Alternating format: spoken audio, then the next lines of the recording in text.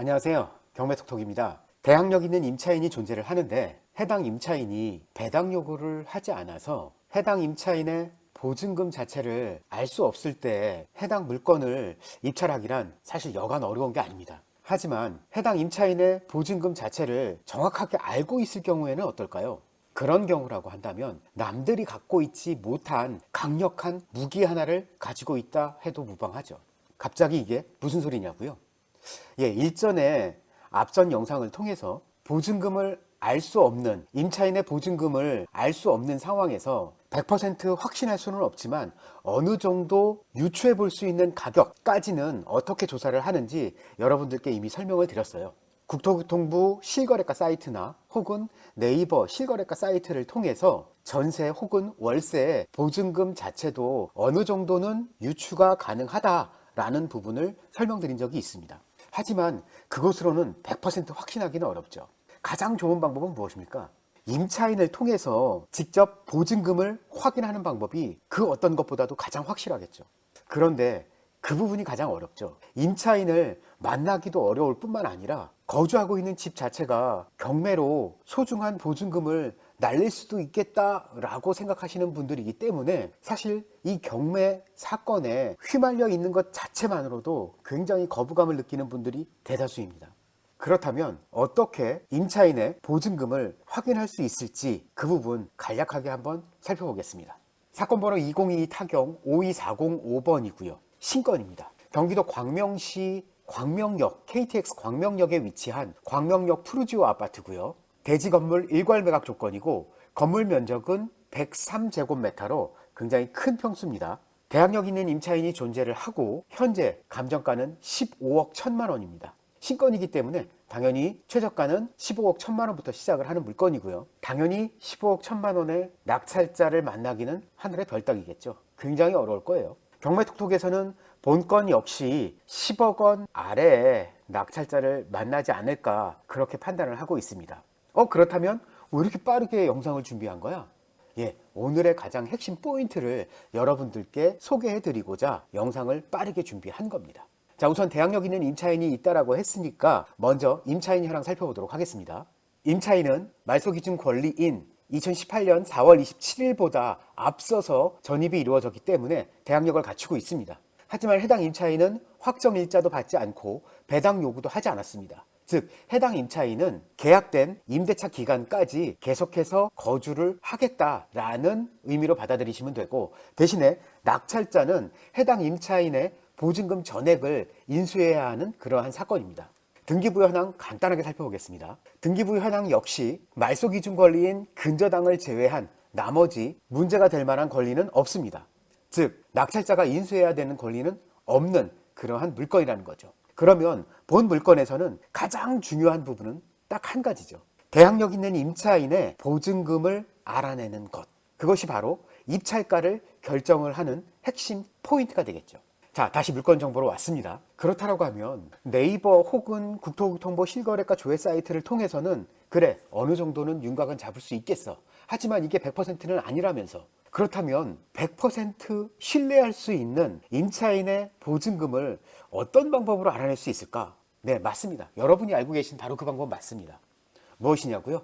바로 임차인을 만나서 직접 임차인께 보증금이 얼마인지 알아내는 것이 포인트입니다. 그게 가능합니까? 불가능하진 않겠죠. 하지만 하늘의 별따기 혹은 협상의 달인, 협상의 대가 정도쯤 돼야 하지 않을까요? 네, 맞습니다. 다 맞아요. 하지만 임차인 입장에서도 경매 사건에 휘말려 본 경험이 사실 극히 드물어요.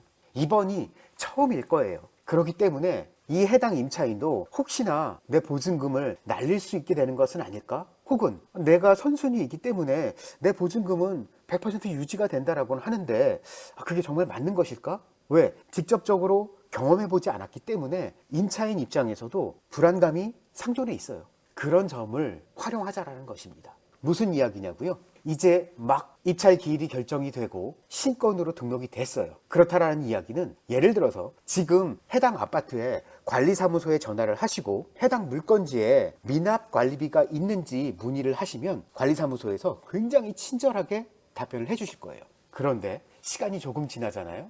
예를 들어서 1회, 2회 유찰이 되고 시간이 많이 경과가 되면 그런 문의 전화가 너무 많아요. 그래서 관리사무소조차도 전화 문의 건은 거의 사절하는 경우가 대다수예요.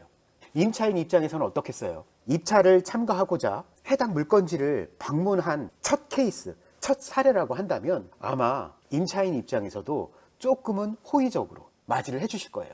그렇게 방문을 해서 단지 내가 임차인의 보증금만을 알아내는 게 목적이다 라는 부분을 밝힐 필요 없이 이 물건 자체는 아직 내게 아닌 거예요. 내가 낙찰자가 될 거라는 그러한 확률도 극히 적은 상황인 거죠. 임차인분을 만나시면은 임차인께서 앞으로 어떻게 경매 사건이 진행이 되고 임차인이 피해를 볼 수 있는 상황과 임차인이 이득을 볼 수 있는 상황, 케이스를 몇 가지 사례를 설명을 드리면서 경매 시장에 대해서 아직 익숙하지 않은 임차인의 마음을 먼저 사시면 되는 거예요. 무슨 얘기냐면요, 본 물건 같은 경우는 임차인 입장에서는 가장 큰 무기를 가지고 있는 그러한 위치에 있는 거예요. 본 경매 사건에 있어서만큼은 임차인은 자신의 보증금이 얼마인지 정확하게 알고 있어요. 거기에 해당 아파트의 시세 또한 누구보다도 속속들이 잘 알고 계세요. 지역의 개발 호재 혹은 생활 편의성, 주거 환경, 교통편, 학군, 학원가 모든 것들을 사실 임차인이 누구보다도 가장 잘 알고 계시기 때문에 해당 임차인이 본 경매 물건에 입찰에 참가를 하게 된다고 하면 낙찰받을 수 있는 가장 높은 유리한 환경에 있는 분이 바로 임차인이라는 거죠.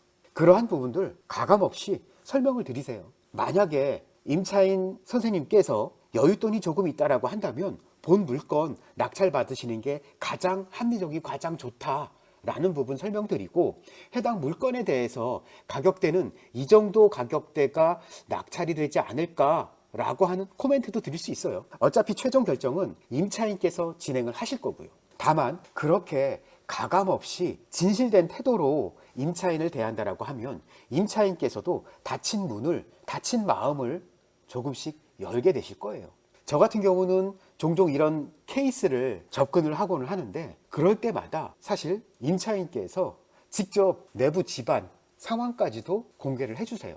당연히 방문 드릴 때 음료수 비타오백 한 박스 준비해서 챙겨드리고, 단지 내가 이 물건에 경매에 참가를 좀 해보고 싶은 그런 참가 희망자다라는 사실 분명하게 밝혀드리고, 거기에 더해서 임차인 입장에서 득과 실이 무엇인지에 대해서 구체적이고 정확하게 설명을 드리면 해당 임차인도 적대 관계를 풀고 조금씩 마음의 문을 여실 겁니다.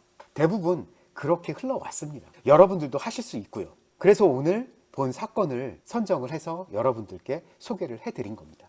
해당 물건은 임대 거래는 굉장히 잦은데 매매 거래가 굉장히 적은 그러한 단지입니다. 그 이야기는 무슨 얘기냐면 똘똘한 한 채 이야기들 많이 하시죠. 그 똘똘한 한 채를 이 광명역 푸르지오 아파트가 그 똘똘한 한 채다 라고 판단하시는 분들이 많기 때문에 매매 거래는 많지 않은 데에 반해서 전세나 월세 거래는 상대적으로 굉장히 많은 단지가 바로 광명역 푸르지오 아파트입니다. 경매톡톡에서는 임차인의 보증금을 합한 총액이 10억 아래에서 낙찰가가 형성이 되지 않을까 판단을 하고 있는 물건이기 때문에 관심 있으신 분들은 제가 조금 전에 말씀드렸던 그러한 방법으로 해당 물건지에 방문을 해서 임차인과 직접 만나서 대화로 문제를 한번 풀어보는 것은 어떨까요? 오늘 준비한 영상은 여기까지입니다. 영상이 도움이 되셨다고 하면 구독, 좋아요 부탁드립니다. 감사합니다.